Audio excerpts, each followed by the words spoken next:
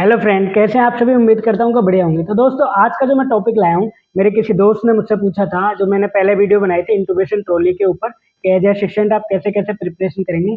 तो उसने मुझसे कहा था कि भैया आपने ये तो बता दिया नॉर्मल इंटूबेशन में कैसे हम असिस्ट करेंगे, लेकिन अगर डिफिकल्ट इंटूबेशन हो गया तो हमें क्या क्या प्रिपरेशन करनी है और क्या क्या चीज़ों की हम लास्ट तक तैयारी करके रखें। तो बहुत ही इंटरेस्टिंग उनका पॉइंट था, उनका सवाल भी बहुत अच्छा था। तो आज मैं उसी सवाल के ऊपर अपनी ये जो वीडियो लेके आया हूँ, मैं उसी बारे में बताऊंगा कि नॉर्मल इंटूबेशन होते होते अगर डिफिकल्ट इंटूबेशन बन जाता है तो उसमें हमें क्या क्या सामान रखना है, क्या क्या प्रिपरेशन और किन किन चीज़ों की स्टेप बाय स्टेप जरूरत पड़ेगी। तो मैं बताता हूँ। पहले जब देखो नॉर्मल इंटूबेशन चल रहा होता है, इंटूबेशन तक हमें पता होना चाहिए कि पेशेंट इंटूबेशन तक आया कहाँ, कब तक, क्या क्या स्टेप्स पार करके आया। देखो पहले पेशेंट ओटी के अंदर आ गया, टेबल पे लिटाया। टेबल पे लिटाने के बाद क्या हुआ, उसको वाइटल्स लगाए, मॉनिटर लगाया। उसको लगाने के बाद क्या हुआ, पेशेंट को ऑक्सीजनेट किया, मॉनिटर चेक किया। उसके बाद अनेस्थेटिक ने उसको प्री मेडिकेट कर दिया और उसके बाद उसको एनाल्जेसिक दे दिए, एंटासिड दे दिए और सारी की चीज़ें एंटीएमेटिक्स ड्रग्स दे दी। सारी कैटेगरी की दवाई देने के बाद फिर अनेस्थेटिक अनेस्थीसियोलॉजिस्ट ने इंडक्शन एजेंट दे दिए।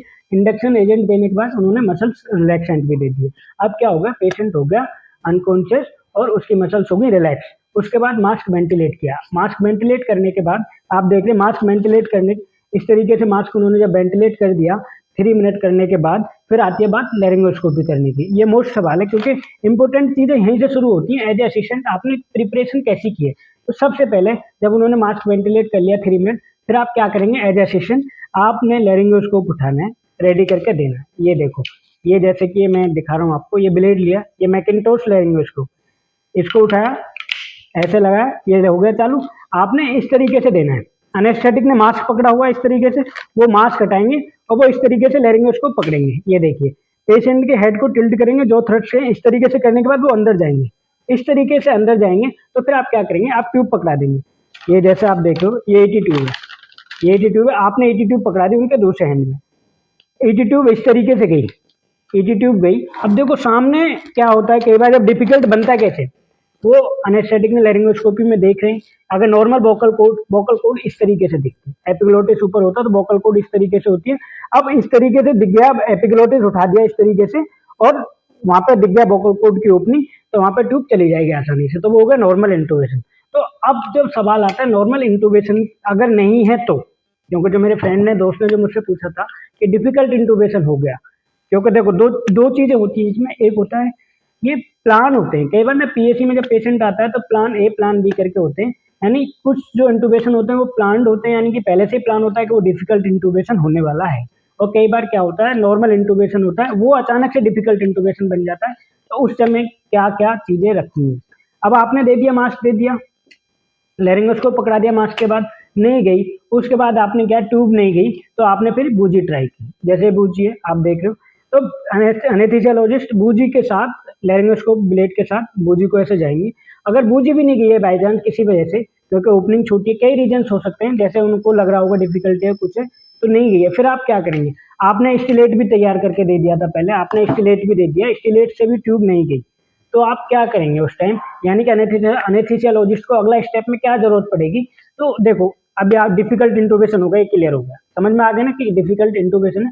अब क्या करना है, देखो मास्क उसके बाद भी नहीं गई तो आपने कॉल फॉर हेल्प, मतलब अनेस्थीसियोलॉजिस्ट बता देंगे कोई सामने है या नहीं, कि भाई किसी और सीनियर को बुला लो।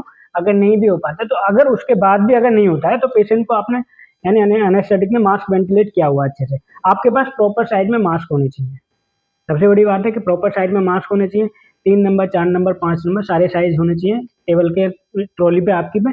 जब वो जा रहे हैं और नहीं हो पाया है किसी वजह से, मास्क भी नहीं हो रहा है, तो क्या फिर आपके पास ग्वेडल एयरवे, यानी ग्वेडल एयरवे, इनको ओरल एयरवे बोला जाता है और इनका ओरिजिनल नाम है ग्वेडल एयरवे।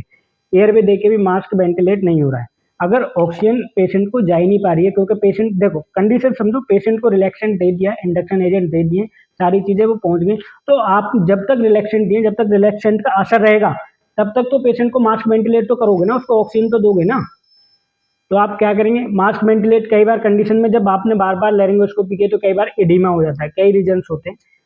तो वहां पे पहले शुरुआत में मास्क वेंटिलेट हो रहा था, लेकिन बाद में सूजन की वजह से, किसी वजह से मास्क वेंटिलेट नहीं हो पा रहा है। तो एज असिस्टेंट आपने क्या करना है वहां पे, जब अनेस्थीसियोलॉजिस्ट बोले कि हमें प्रोसील एलएमए दो, ये आई जेल दो, तो सबसे पहले आपने प्रोसील एलएमए देनी है। ये आप देख रहे हो ना, LA में होती है लैरिंगल मास केयर में। आपने इस तरीके से तैयार करके यहाँ पे जेली लगा लेनी, इस तरीके से देनी है कि वो हैंडल पकड़ेंगे और इस तरीके से जाके एपिग्लोटिस के पास में जाके चिपक जाएगी सुप्राग्लोटिक एयरवे। अब इससे हो रहा है तो वेल एंड गुड है, इससे हो गया तो चीज़ें सही हैं। अगर इससे भी नहीं हो रहा है और कई कोशिशें करनी है और भी करनी है तो फिर आपके पास वीडियो लैरिंगोस्कोप भी होता है। मतलब कई सेंटर्स में होता है, कई में नहीं होता, लेकिन जहाँ भी होता है तो हमें ये वीडियो लैरिंगोस्कोप का ब्लेड है, ये वीडियो लैरिंगोस्कोप की स्क्रीन है। इस तरीके से जब ब्लेड दे दिया वीडियो लैरिंगोस्कोप का तो ये एनेस्थेटिक की तरफ को ये आपने बाद में लगाना है। ये लगाया आपने, इस तरीके से लगाया, यहाँ पे देखो बटन है, ये ऑन किया, अभी लाइट जा रही है, आप देख रहे हो इधर भी ये चालू हो गया, क्योंकि जब एपिग्लोटिस और वोकल कॉर्ड की तरफ जा रहे हो, ये ब्लेड जा रहा है तो यहाँ हम स्क्रीन पे सारी चीजें दिखाता हुआ जा रहा है। जैसे आप देखो कुछ भी दिखाऊंगा, इसको क्लियर करके जब मैं दिखाऊंगा आपको तो सारी चीजें इस तरीके से जहाँ जा रहा है तो एनेस्थीसियोलॉजिस्ट यहाँ पे देख सकते हैं। तब भी कोई दिक्कत है, तब भी नहीं हो पाया, बाई चांस किसी भी वजह से नहीं हो पा रहा है, तो फिर रीजन क्या बनता है? सारी चीजें स्टेप तैयार कर लिए, सारी चीजें कर ली, नहीं हो रहा है तो फिर क्या है, आप इमरजेंसी कंडीशन में ट्रिकोस्टमी ट्यूब डालते हैं। फिर एनेस्थीसियोलॉजिस्ट क्या कहते हैं, ट्रिकोस्टमी ट्यूब लाओ। फिर आप एज ए असिस्टेंट यानी ओटी टेक्नीशियन है, आप अच्छे ओटी टेक्नीशियन है तो आप ट्रिकोस्टमी की भी तैयारी करके रखेंगे। ट्रिकोस्टमी ट्यूब ला के रखेंगे, उसको सूचर ला के रखेंगे, टाई करने के क्या क्या सामान है, यानी कि एक सेट होता है, उस सेट में निडल होल्डर भी होते हैं, सारी चीजें होती है, बाउल भी होती है, उसके साथ ट्रिकोस्टमी ट्यूब भी डलवानी है। तो देखो ट्रिकोस्टमी ट्यूब इमरजेंसी प्रोसीजर है। ये मान लो ये जब अगर इस ऐसी कंडीशन कभी फंस जाती है तो आपके स्टैंड बाई ट्रिकोस्टमी ट्यूब भी होनी चाहिए, क्योंकि अगर ये सब नहीं हुआ तो ट्रिकोस्टमी ट्यूब डाल के भी पेशेंट को ऑक्सीजन दे सकते हैं, यानी कि उसको जिंदा रख सकते हैं। एनेस्थीसियोलॉजिस्ट के हेल्प करने में सबसे बड़ा रोल असिस्टेंट का होता है उस टाइम जब इंटूबेशन चल रहा होता है। तो वही मैं कहना चाह रहा था मेरे दोस्त कि इंटूबेशन, नॉर्मल इंटूबेशन तो आपने करा ही लिया, नॉर्मल इंटूबेशन का भी एक रूल होता है। जैसे भी मैं छोटा से आपको बता दूं, साल्ट जो मैंने अपनी पहली वीडियो में बताया था, आप मेरे प्रोफाइल को जब चेक करोगे तो उसमें निकल के आएगी प्रीपेयरिंग इंटूबेशन ट्रॉली निकल के आएगी, तो उसमें देखो तो मैंने उसमें एक सिंपल सा टास्क बताया जो मेरा खुद का प्रैक्टिकल एक्सपीरियंस है।